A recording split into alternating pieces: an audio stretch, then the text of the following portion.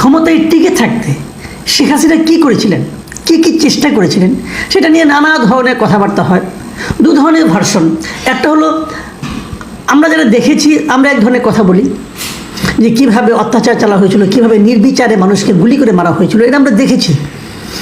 সেটার পেছনে যে কারণেই থাক না কেন, শেখ হাসিনার পক্ষ থেকে, আওয়ামী লীগের পক্ষ থেকে অথবা তার অনুগতদের পক্ষ থেকে যে ব্যাখ্যাই দেওয়া হোক না কেন, বাস্তবতা হলো প্রায় 1000 খানেক লোক মানুষকে নির্মমভাবে হত্যা করা হয়েছিল।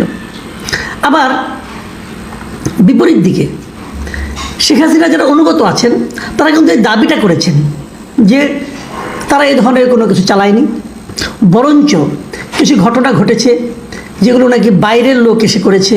ওই বোরখা পরা একটা তত্ত্ব কিন্তু আমরা দেখেছি, গুলি কত মিলিমিটারে সেই তত্ত্বও দেখেছি। এগুলো বলার চেষ্টা করা হয়েছিল যে বাইরের কোনো শক্তি এখানে ইনভলভ হচ্ছিল এবং তারাই এগুলো করেছে মানুষকে উস্কে দেওয়ার জন্য।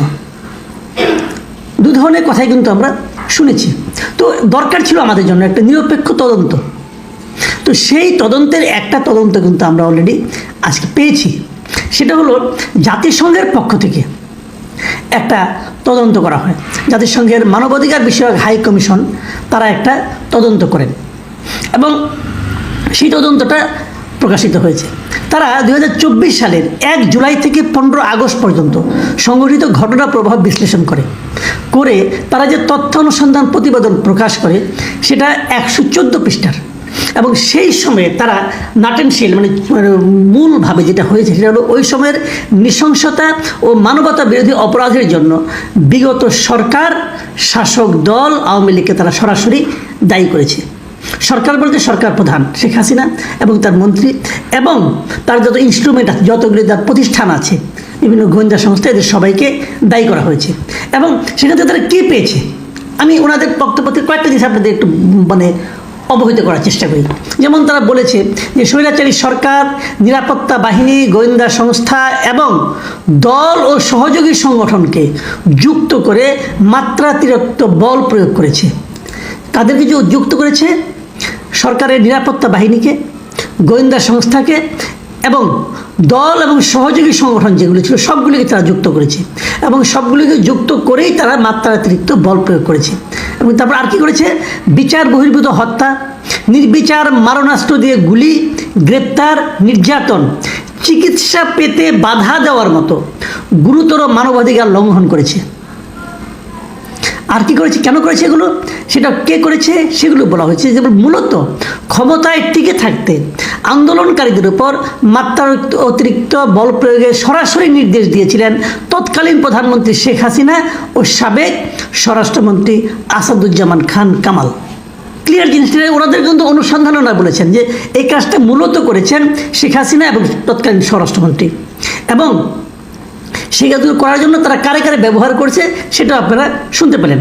এখন এগুলি তারা এই যে ইনফরমেশনগুলি তারা দিল, এই যে তথ্যগুলি তারা সংগ্রহ করেছে কোত্থেকে, এটা সংগ্রহ করার জন্য তারা কিন্তু এদেশে এসেছিল, তারা কয়েকদিন থেকেছে। তারা ঢাকা ছাড়াও চট্টগ্রাম, রংপুর, রাজশাহী, খুলনা, বগুড়া, সিলেট এবং গাজীপুর এই 8টা শহরে তারা অনুসন্ধান চালিয়েছে, কারণ এই শহরগুলিতেই বেশি মাত্রায় বিক্ষোভ হয়েছিল। এবং তারা সেখানে যে ঘটনা প্রবাহের যারা ক্ষতিগ্রস্ত, যারা ঘটনা প্রবাহের সাক্ষী ছিল, এমন প্রায় 230টিরও বেশি তারা সাক্ষাৎকার নিয়েছে। এবং এছাড়া সরকার, নিরাপত্তা বাহিনী, রাজনৈতিক ব্যক্তিদেরও এরকম প্রায় 36টার মতো সাক্ষাৎকার নিয়েছে। এই যে 36টা সাক্ষাৎকার নিয়েছে, তার মধ্যে সরকারের বর্তমান এবং সাবেক উভয় ধরনের কর্মকর্তারাই ছিলেন। ওই সময় যারা কর্মকর্তা ছিলেন তেমন লোকও সেখানে ছিলেন। এবং ওই যে বললাম যে সরকারের বিভিন্ন সংস্থাকে কাজে লাগানো হয়েছিল, এই সংস্থাগুলি কারা কারা? এদের মধ্যে ছিল প্রতিরক্ষা গোয়েন্দা পরিদপ্তর মানে ডিজিএফআই, জাতীয় নিরাপত্তা গোয়েন্দা সংস্থা মানে NSI, national telecommunication monitoring cell NTMC, পুলিশের গোয়েন্দা বিভাগ মানে ডিবি, পুলিশের বিশেষ শাখা মানে SB, counter terrorism and transnational crime CTTC, এই সমস্ত ইউনিটগুলো এই যে মানবাধিকার লঙ্ঘনের মতো কাজ তারা করেছে। আচ্ছা, এরপর যে জিনিসটা হলো যে ওনারা আরেকটা পয়েন্ট ধরেছেন যে এই সমস্ত কর্মকর্তা তারা সাক্ষাৎকার নিয়েছেন তাদের কেউ কেউ এই অনুসন্ধানী দলের সঙ্গে তারা বলেছে, একটা কথা বলেছে, এটা খুবই সিগনিফিকেন্ট বলে তারা উল্লেখ করেছে। আমি ওই একটাই উল্লেখ করি, আরও অনেক কথা আছে, বুঝতেই পারছেন 114 পৃষ্ঠার বিশাল রিপোর্ট, ডিটেল আমি যাব না। আমি খালি আরেকটা কথা বলি, কেউ কেউ কর্মকর্তা তারা জাতিসংঘের কাছে দাবি করেছিল যে তৎকালীন প্রধানমন্ত্রী ও স্বরাষ্ট্রমন্ত্রী আইনের মধ্যে থেকে আইন শৃঙ্খলা রক্ষাকারী বাহিনীগুলোকে বল প্রয়োগের নির্দেশ দিয়েছিল। তার মানে তারা দাবি করছে যে প্রাইম মিনিস্টার এবং স্বরাষ্ট্রমন্ত্রী তারা এরকম মানে অতিরিক্ত অথবা এখতিয়ার বহির্ভূত পদক্ষেপ নিতে নিরুৎসাহিত করেছে, বলেছে আইন যতটুকু পারমিট করে ঠিক ততটুকু যেন তারা করে, এই ধরনের কথা ওই সরকারি কর্মকর্তারা বলেছে।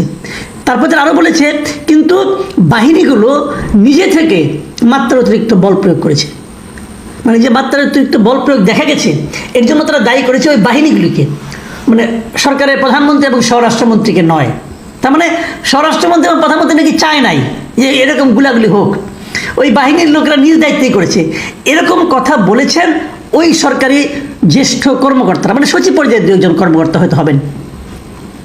বাট ইন্টারেস্টিং হলো এই জাতিসংঘের যে তদন্ত যে দলটা ছিল তারা কিন্তু এটা নিয়ে খোঁজাখুঁজি করছে, আসলে কি তাই হয়েছিল, কিন্তু তারা এই ধরনের কোনো সত্যতা পায়নি মানে অর্থাৎ দাঁড়ালো গিয়ে যে গুলিগুলি হয়েছে, যে কাজগুলি হয়েছে, মানুষকে টর্চার করা, মানুষকে গুলি করে মেরে ফেলা, এই সবগুলি হয়েছে সরাসরি শেখ হাসিনা এবং স্বরাষ্ট্রমন্ত্রী মানে আসাদুজ্জামান খান কামালের সরাসরি নির্দেশে।